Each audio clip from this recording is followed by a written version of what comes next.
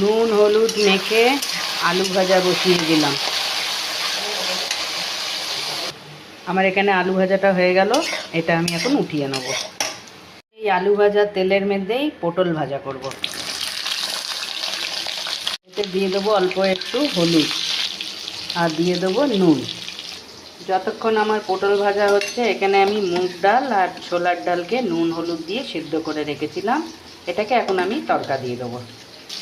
এখানে আমার পটল ভাজাটা হয়ে গেল, পটল ভাজাটা আমি নামিয়ে নেব। এখন আমি এই তেলটা অল্প একটুখানি ঢেলে দেবো তরকার জন্য,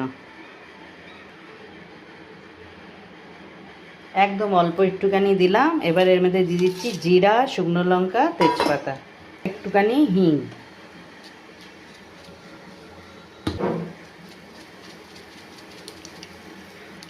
যদি স্বাস্থ্যর কথা মাথায় রাখবেন তাহলে এতটুকুনি তেল দেবেন, আর যদি মনে হয় না মন খুলে তেল দিয়ে খাবো তাহলে বেশি তেল দেবেন।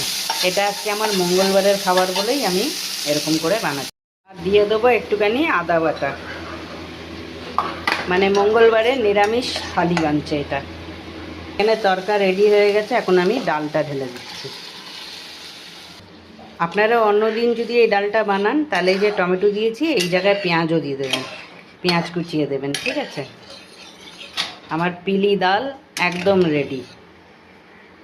আর এই ডালের মধ্যে ধনে পাতা না দিয়ে না, একটু কস্তুরি মেথি দেবেন, খুব সুন্দর লাগে খেতে। বাস আমার ডালটা এবার আমি নামিয়ে নেব।